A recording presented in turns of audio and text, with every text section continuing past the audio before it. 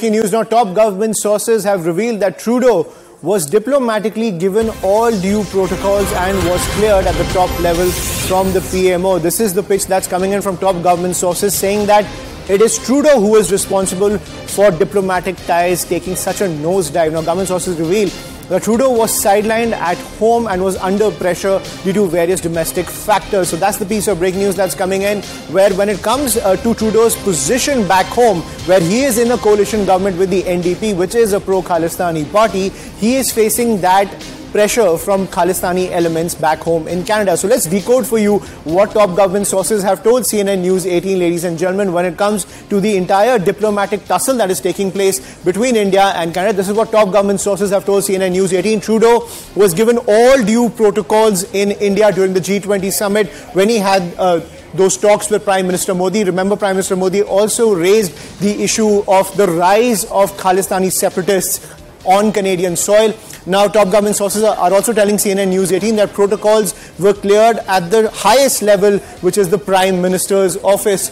Also, what we are learning from top government sources is that Trudeau is under pressure due to domestic factors. As I was saying, he's in a coalition government with the NDP, which has a lot of pro-Khalistani elements. Also, within his own government, you have pro-Khalistani ministers. Also, at the end of the day, when it comes to the entire Khalistani vote bank, it is something that Trudeau is pandering to maintain his hold on power in Canada. Trudeau is under pressure due to multiple domestic factors. That is the pitch coming in from top government sources. Also, what we are learning is that Trudeau at the end of the day is facing that kind of pressure because he is under a lot of fire from the opposition, which has projected him as a failed leader because of the gaffes at the G20 summit. I'm joined by my colleague Anand Narasimhan, who's to decode this diplomatic nosedive that has taken place between India and Canada. Anand, when it comes to the Khalistani factor and the politics surrounding Justin Trudeau, this is something that he is doing for political survival at the end of the day, and to him, diplomatic ties, taking a nosedive with India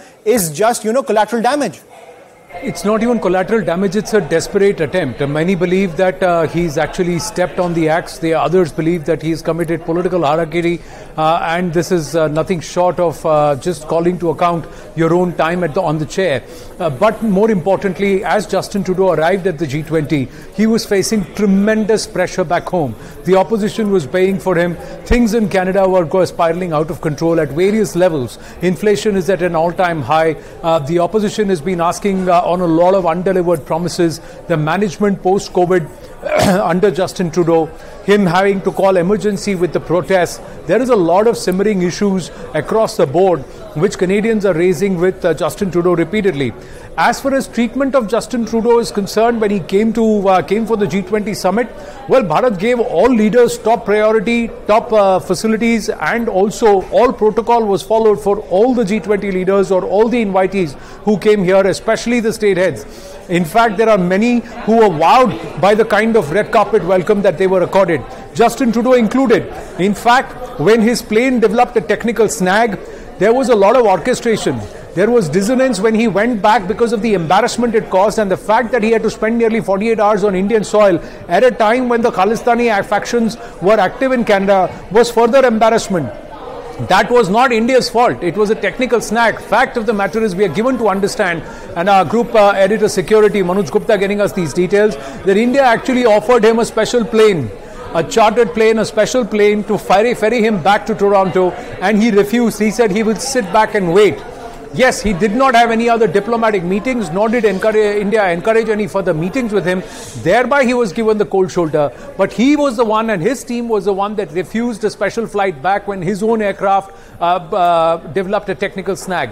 The other part is that Justin Trudeau himself felt slighted when he went back because he was made a mockery of by the media and also by the opposition. Plenty of questions were asked of him, and also those who are the K-leaning leaders within his own party or his allies, the NDP, also pulled him up for not actually raising the entire K issue and the K bogey on the G20 platform, and for failing to do so, and for not looking anywhere. But the fact of the matter is, and this is something which we've put out here at CNN News 18, sources confirmed to us that he did try and reach out to nations like the UK and America to try and help him amplify this entire K bogey around the G20, but he was turned down outright, saying none of this will happen.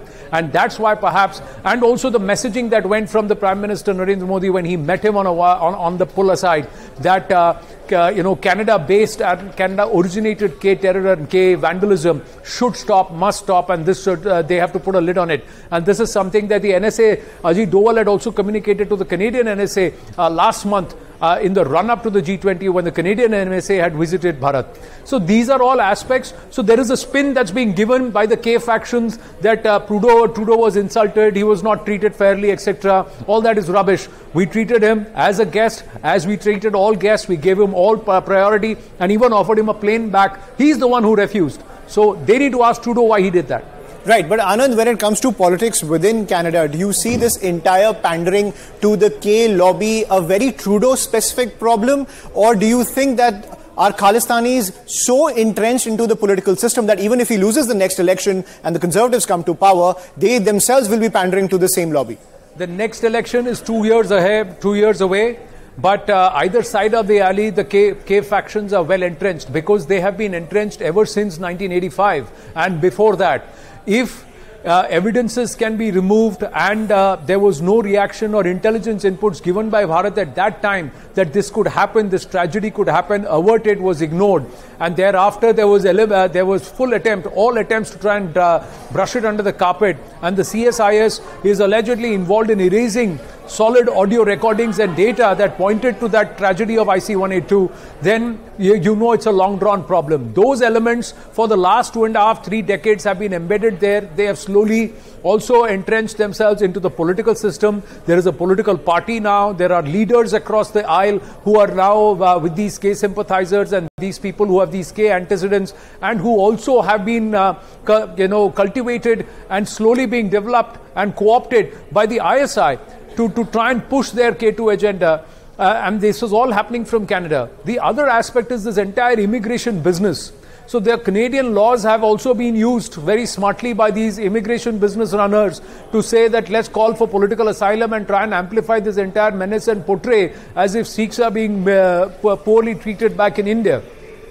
Right. And a lot of these people post 1984 do not even know the history, don't even know the facts. So all of these aspects come together to try and amplify the problem currently. Justin Trudeau's father was the Prime Minister in 1985, Justin Trudeau now, and through the course of this we have continuously had these issues time and again. But this time, slowly, I think Justin Trudeau has really stirred the pot. Somewhere the Indian authorities believe this also gives them a free hand to go after these K factions because it is Justin Trudeau who dropped the diplomatic niceties first. Right, but Anand, at the same time, as you're pointing out that both sides of the aisle in Canada are backing these K elements, do you think that Canada is currently sitting on a law and order and security time bomb because of this political patronage? Ripudaman Singh Malik was one of the two who was acquitted in the Canadian trials of the of the Kanishk bombings. Hardeep Nijjar was another gun runner gangster. Sukha, who's now been killed, and the Lawrence Bishnoi gang has taken responsibility, is another gangster. Goldie Barar, Lawrence Bishnoi's associate, is operating out of Canada. So you already have a huge network of gangsters. All crime lords and gangsters to evade the law after committing crimes on Indian soil have either via forged passports or seeking political asylum or somewhere gone and become Canadian citizens. So now the Canadian Immigration Department and the Canadian government has to go through a filter and a lens, and they need to perhaps put in more filters to ensure that antisocial elements, wanted criminals, terrorists do not find haven in Canada and do not become Canadian citizens. That's another aspect that the Canadian administration needs to answer. And they also need to now, Justin Trudeau has also opened up another front. He has called out India on basis of credible allegations. Gurpatwant Pannoon is an American citizen who is threatening Canadian citizens and asking them to leave Canada. Will Justin Trudeau take a strong stance, issue a demarche to the American consulate and the American envoy and say an American citizen is threatening my country people? Will he take that position? See, it's all coming apart for Justin Trudeau because he's really opened up a Pandora's box.